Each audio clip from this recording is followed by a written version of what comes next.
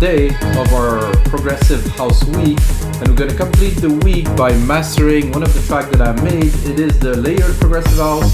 In the previous episode on Saturday, I actually did arrange the track and mix the track, so now it is a final product.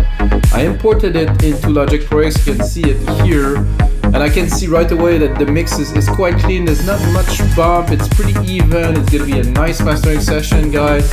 A little bit more about those sessions. I already made 160 other episodes that you should check, guys, and if you get a second, smash that like button. It's gonna help other people to see those shows that I believe are pretty interesting for any producers, from really beginner to advanced. You know, there's always something to learn in music production. So that's it, guys. I'm gonna master that track. I'm gonna use Waves plugins. Personally, I've been using those plugins for about 15 years. I developed this mastering chain for about 17 years now that I use Waves, and I have a certain chain that I do. I modify it with time, change the character, and I'm also evolving, understanding the attack and the release of the phase in LinMB, and really to give that really consistent sound that is not overboard. It will sound very well in every sound system. I think it's very interesting. And of course, guys, this template will be available on our site. It's going to be a progressive house mastering template. So if you make progressive house, you want to master it, you can take it, drop your track in it and tweak it, maybe watch this video along it, and you're going to get to understand the processes that are involved into mastering this progressive house track. So I do master in headphones because I cannot have the speakers on because I have the mic, obviously. If you guys understand this principle, it's a good start. I do have very reliable ears. Those headphones I used for many years. Actually, it's the second pair of these, so I can count in years 7 years that I use those headphones. It's a pretty good reference to me. I also have my analyzer there that gives me like a really good overview of what is happening in the frequency.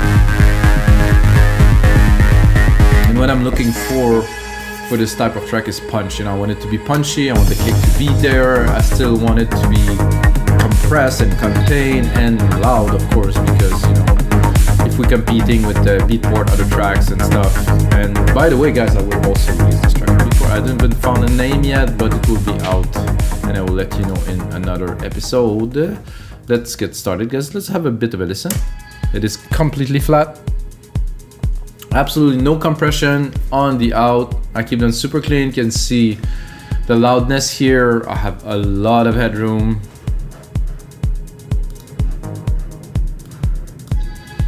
I think this would make a track interesting when you have room.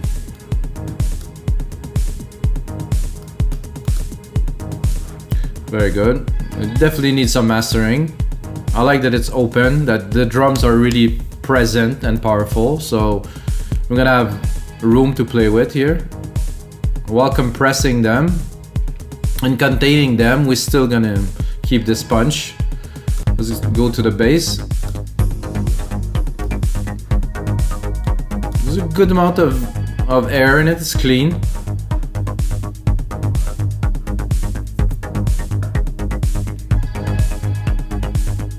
So for this track is layered, it's I wouldn't call it minimal progressive house, but it doesn't have so much. It's not the goal.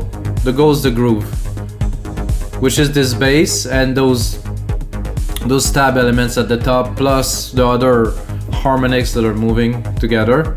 I'm gonna try to capture this, make the best out of it, and then in the break it goes down to be only this bass with quite a bit of automation. Let's just listen to this and let's get started.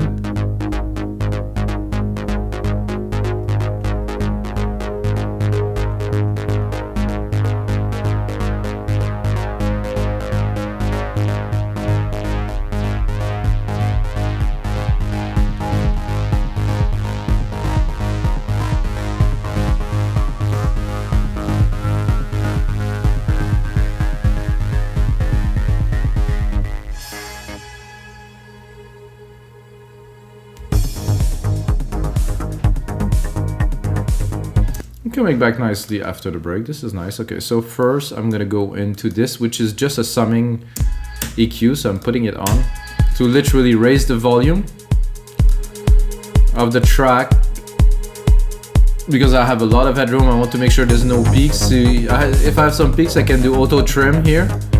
It's simple, I can run the track at any moment, trim it. So I have as much loudness as I can going into the first phase, which is this, which is a very, very nice EQ for mastering.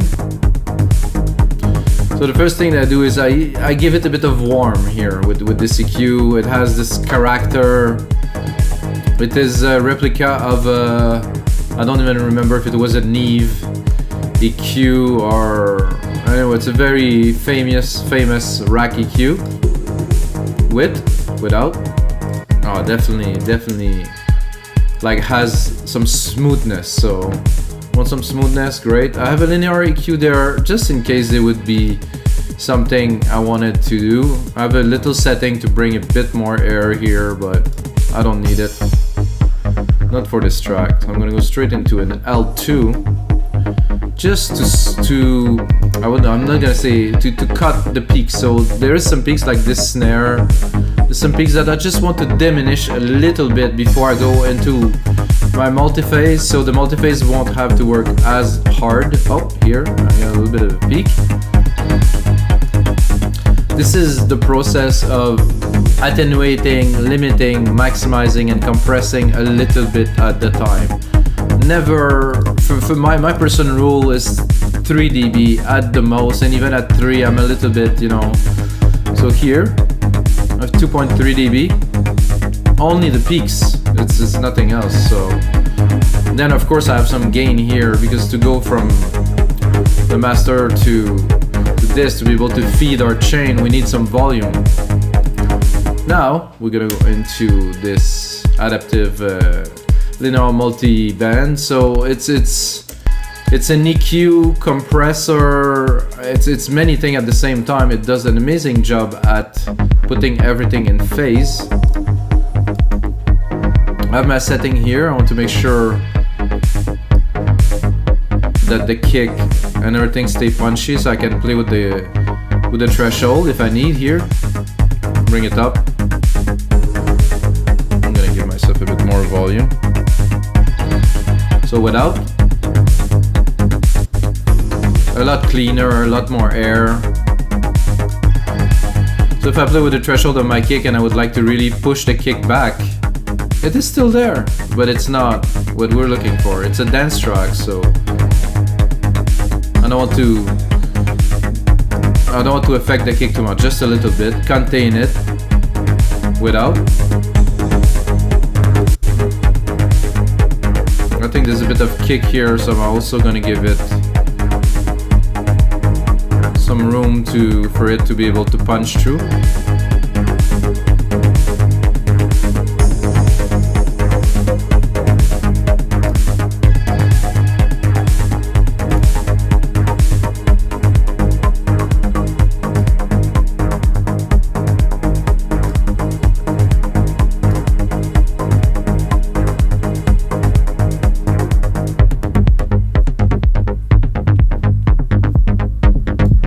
Dirty, that bass, I like it. It's a bit old school, it has some grit. I know on a big sound system, oof, that would shake people.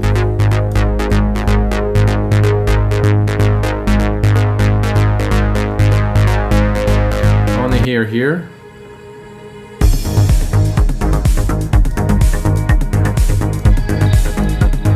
Very clean, I like it. Then we're going into an API where I'm really gonna go very little without.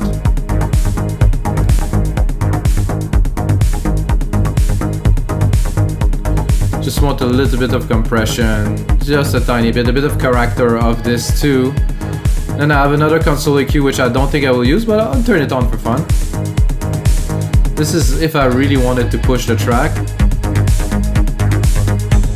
I mean, it might sound better, you're like, ooh, this is bright and this and that. Sorry guys, we're doing mastering. We're not overblowing the track so everybody's impressed in the room. We want the room to be contained, to be clean, to be able to play on any sound system, including mono. That is a very interesting and important plugin. So without. So here I'm adding quite a few dB to the side, so we have much more dimension and width to the track, while we still maintain the low in the middle. Without. It's a bit fad, width. Definitely added some extra dimension. And after I do this, right away I have a crammer tape, which I will not use. And then I compress it after this phase of... and I like to change this compressor to auto, so it reacts a little bit better to the program. Again, 2 dB without. See, to me it's a bit vague, while if I put it on, it's glued. It's really is one track. All the elements just kind of squeeze together.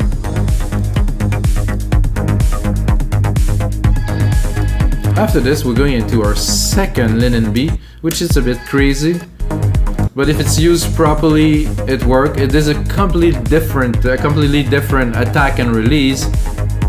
So give a completely different character. For me, this is containment. This is to make sure that the track will play well, as much on a little earbud as on a big speaker, as on a live PA. Oops. Let's make sure we preserve our loudness again. We're not so loud yet. We're still gonna have room to use the... That's good. Going into this break. Let's go into the build.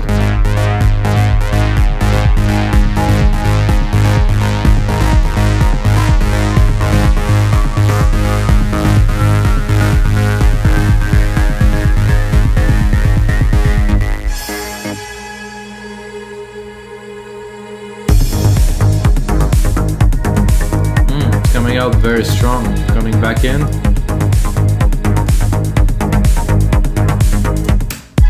Very nice, the intro. Oh, the kick.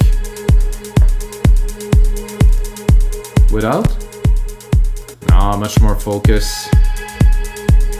This is what's up. We still have some room here. Gonna go into the very final stage of this mastering chain, guys. Right here. L316, put it up like this, put it minus 0.2 because this is where we want it to be at the end, and then actually no, I put this one at 0, turn it on, doesn't affect the sound just yet, and then bring it down until you have signal loss. At least waves say this, so I already heard it in the low end. So, and what do I want? I want maybe 4 dB, not much more. So let's bring it up, guys. Oh, sorry, I've done the wrong move. 3.8 here, and then out ceiling here. So we're on. So I think we're still in the safe zone for iTunes, mastered for iTunes. Minus 12 here. I think it's gonna go up a little bit more here. Minus 9, still good. It's not overly super extra loud. We could bring it down a little bit. Down that mean up, because the more we affect it, and you can look at it, it doesn't do so much work at all, which is great. That means that the track was well produced, was well put together, there's nothing exceeding the frequency.